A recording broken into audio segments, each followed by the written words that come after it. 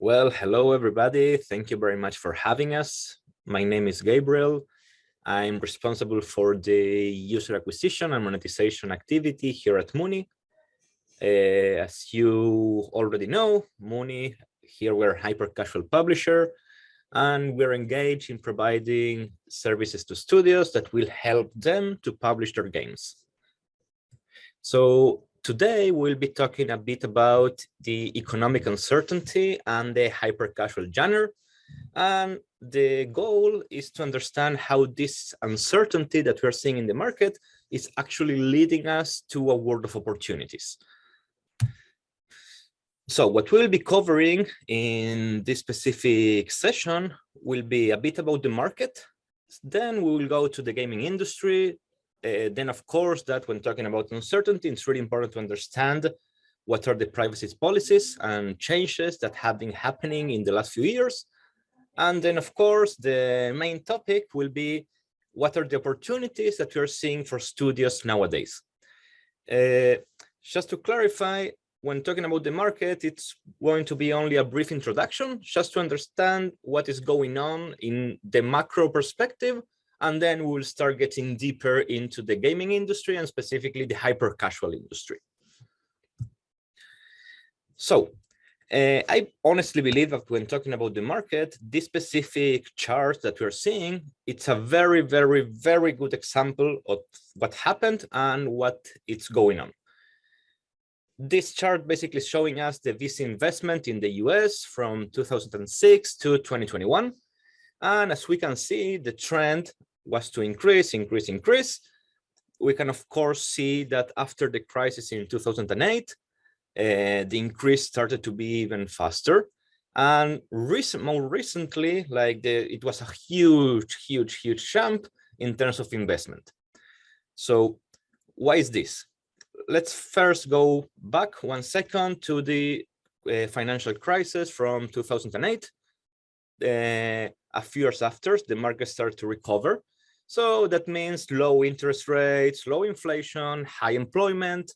So the conditions were really good for investment to start investing in, let's say, new companies and new ideas, and also way of doing things, of course. Why? Because interest rates were really low. So if you want to get a good return, you need to find alternative investment opportunities. So this started to increase, and then we're seeing the big jump in 2021. And this is actually very related to COVID. So what happened? Let's say that when COVID started, there were, of course, winners and losers. There was a huge uncertainty at the beginning because, no one actually knew what was going to happen. But then people started to see that with all the car freeze and lockdowns and everything, most of the people in the world started to spend more time in online entertainment and decrease their time that they were spending in different activities that were actually banned, let's say, by the COVID, the pandemic. Okay, so what started to happen is that, of course, that hyper-casual games are part of online entertainment. Let's say that specifically are part of the mobile entertainment. Is that investors started to move money from industries such as hospitality or travel, let's say, from other sectors that weren't affected by the pandemic and they were actually boosted by the pandemic. So the entire gaming industry, together with some other industries, started to get a lot of money because of the high, let's say, the high growth rate that it was showing compared to other industries. Okay, so what happened is that, I don't know if you remember or if you were in the industry at this time, but in the pandemic, it was crazy. Every day looked as a weekend for us, like in terms of user acquisition, in terms of how much we're monetizing these users. So as time goes by, the pandemic luckily ended. So people started to perform different activities, and we started to see not a huge drop because it wasn't a huge drop, but the things were going back to normal in terms of the time spent in online entertainment. So this generated that investors started to move the free money that they had before to more traditional industries that had a proven track record of generating profits and not only grow. Why? Because many of these investments that we can see in the chart were going to risky investments. That means that it wasn't sure that the investors were going to recover their money or not.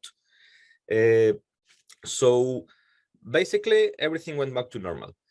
That means that less money started to enter to the gaming industry and, of course, also to the hyper casual industry. So if we are moving a bit deeper into the gaming industry and what is going on in the market, in the bigger picture, what we can actually see is a consolidation process. Okay, what is a consolidation process means is that if we check the top of the pyramid, we can see only a few amount of companies that are really, really, really good and are actually leading the industry. In the second layer, we will see companies that are smaller than these ones, but bigger than the ones below. This is only 3 different layers for illustration purposes, but we can imagine this as being like a lot of layers, let's say. I cannot even name the number of layers that it just have. So what is happening is that the companies from above are acquiring companies from a level below. And companies from this level below are acquiring companies or merging with companies from a level under them, and so on, so on, so on. So, for example, a good example might be that Take-Two acquired Zynga, Zynga acquired Rollic, and Rollic acquired Popcorn. That happened recently. So this is going on in the entire gaming industry. Okay, but studios are also actually part of this pyramid. It's not only publishers or ad networks or DSPs or whatever agent in the industry that you want to mention. So what gives the value to a studio? That I think it's like a good and fair question. Okay, so what we understand is that the value of a studio is given by the studio ability for either generating hits, of course, or by finding a niche audience to interact with their games. And this is actually very important because it's not really easy to create a hit game, and it's not really easy to generate a niche game for a specific audience. But both of them that not necessarily are coming together, because you can generate a hit game for a specific niche that it's not going to be a big hit in terms of gaming, but still giving a studio a lot of value. It's a very crowded market out there. I think we all know this. In the past, it's used to be way much easier. Right now, it's a bit more complicated. Just let's think that in 2008, when the Apple Store started the activity, there were around, I might be wrong, but I believe it was something like 40 to 50,000 apps in the store. In 2021, there were around 4 million apps in the store. And this amount is increasing and increasing year after year, month after month. And if we start checking the composition of these 4 million apps, that were live by the end of 2021 in the Apple Store, most of them are games. And inside games, there is a huge amount, like the SOV of the hyper casual is the one that weighs the more inside the game, in the gaming industry and the gaming genre in the Apple Store. So it's crowded. So the more crowded the market is, and the Apple Store is, and the Google Play Store is, the more complicated is to actually create a game that has the possibility of being a hit. And it's also more complicated to create a game that will target a specific niche in the gaming industry and in the hyper casual subgenre. So on top of that, and talking about the economic crisis that we mentioned, the recovery from 2008 and the COVID and the drop, and that we can see now that interest rates are high again. So this is actually taking more money out of the street, meaning that investors are deciding to invest less in more risky projects because, you know, if the interest rates are high, why will you take the risk? There is high inflation rates, there is a fair amount of unemployment compared to the previous years. So that means that consumption is decreasing, and therefore there is a lower demand, there is less demand for ads. What does it mean? That huge companies are spending less and less and less money in advertising. And therefore, this is impacting the way hyper-casual is monetizing its games. Why? Because less ads means less competition in our waterfalls, and therefore means a lower eCPM and a low fill rate, or less demand that will actually take you to the same point of the lower eCPM. So this is also generating a challenge, let's say, in terms of monetizing hyper-casual game in the classic way in which hyper-casual games were being monetized. That's why also to find a niche audience that will actually interact with your game for a longer period of time, it's one of the potential solutions to this decreasing demand for ads that we are seeing. So moving forward a bit more, I want to cover this very fast, to be honest, because this topic of privacy changes by itself, it's something that we could be discussing for 2 to 3 days, not for saying weeks or months. So it's really hard to talk about privacy changes when we are not talking about iOS 14. I don't want to get deeper into iOS 14. I think most of us know what happened.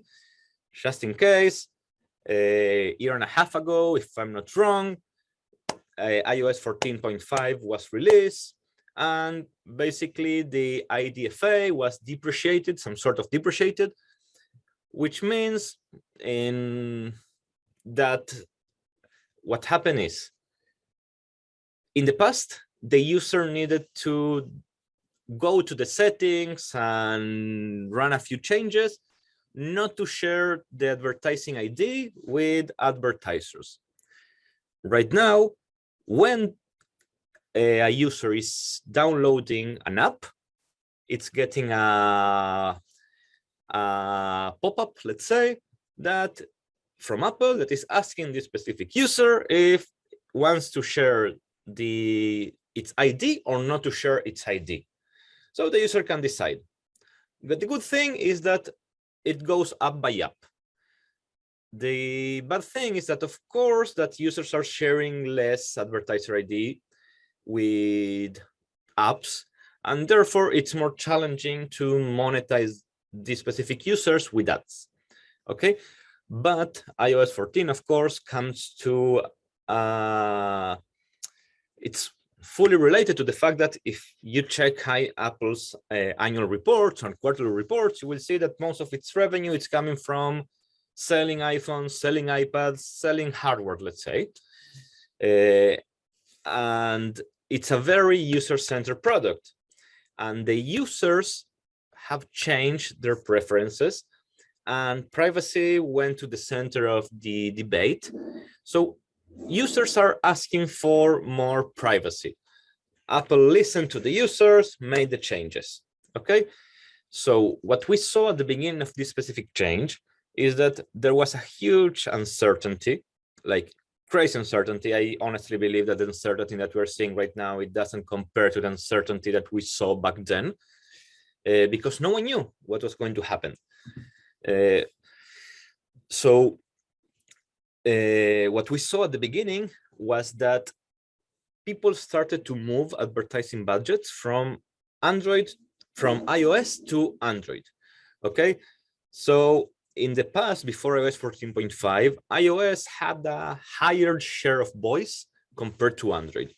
And this started to change. Why? Because if you cannot target a specific audience that will perform a specific action in your game, it's logical that you will try to target the other operating system that will allow you to target the specific action that is the action that is giving you value as a game.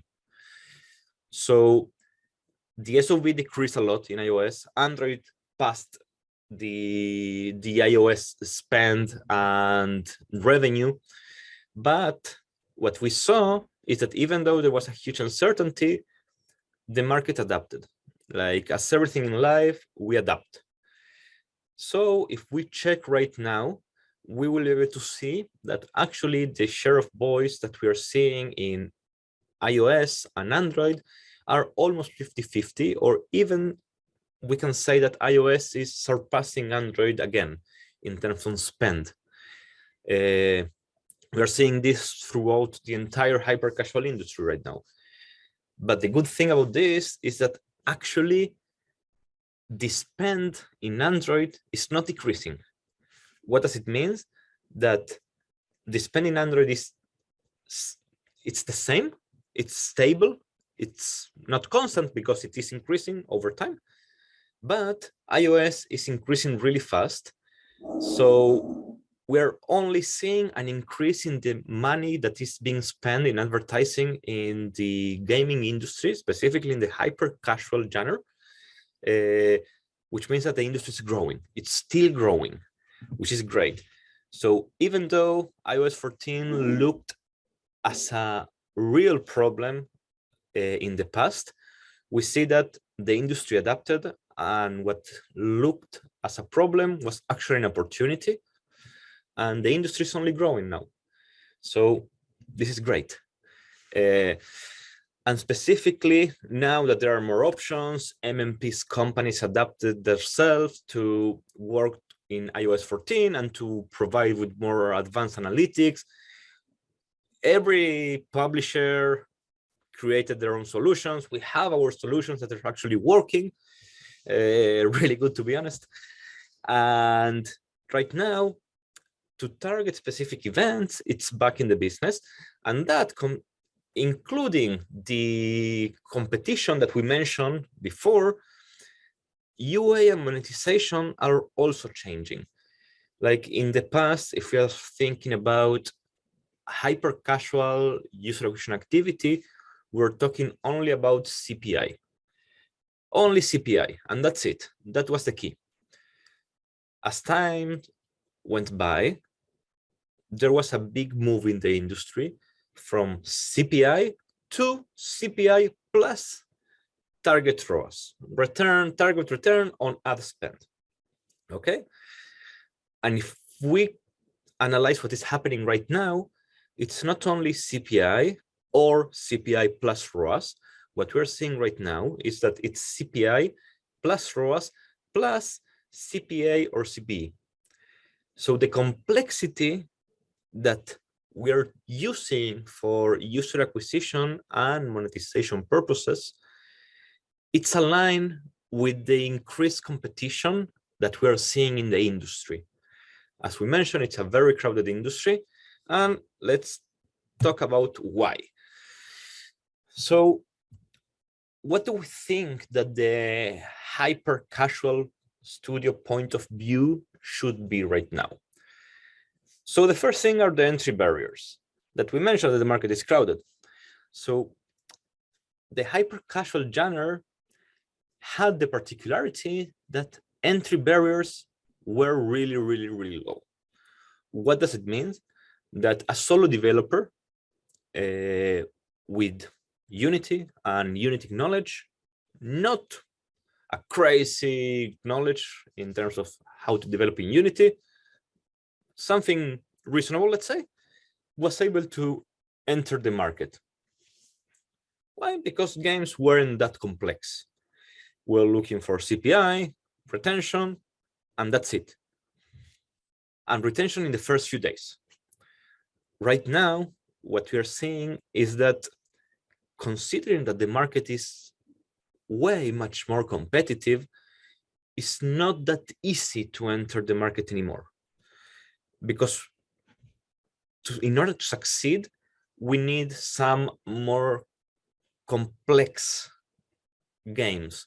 And by complex games, I'm also talking about complex monetization to bring meta to the hyper casual games, to bring advanced monetization such as in-app purchases, for example, to the hyper casual games. But in order to add meta to hyper casual games and to add more advanced monetization strategies to hyper casual games, we need to be prepared, because it's way much more complex to create this new kind of hyper casual games. So in the market, people are talking about the hybrid casual games. So what is a hybrid casual game? I do think that's the question. So as we mentioned, hyper casual game, it's evolving to where? To the hybrid casual game. What is an hybrid casual game? It's a game in which the complexity of the game and the quality of the game, the quality of the product, it's different. It's higher compared to the hyper casual, the classic hyper casual game that we used to see 2 years ago, 3 years ago, 4 years ago. So this is actually creating a huge opportunity for studios. Let's consider also that the initial economic uncertainty that we saw at the beginning, and as we mentioned throughout the session, it's impacting in the demand that we're seeing for ads. That means that there is less competition for showing ads, so the eCPMs are decreasing. And if on top of that we add the users' preferences that are changing, let's remember that hyper casual, it's not something new. It's something that has been there for a while already. Okay, so user preferences are changing, and users that didn't care about watching ad after ad after ad after ad and used to be the composition for LTV are moving to something that is less, I will say invasive. It's not the word I'm looking for, but let's say invasive. So if in the past we're able to return these users after 3 days, a week, or 2 weeks, right now, with this complexity we're talking about, we are aiming to return our user after a month, after 3 months, or even more, to add in purchases, to find that 80-20 rule of acquiring 100% of the users and find that 20% that will be the profitability, that will perform the specific action that we need in order to be profitable and to finance the rest of the users. And finally, the bubble that we saw in the VC investment, it's also happening in the gaming industry, and specifically in the hyper casual industry. What is going on is that in the past, with the big boom and with the less crowded market, publishers were more likely to invest in studios that didn't reach a certain quality because it was working.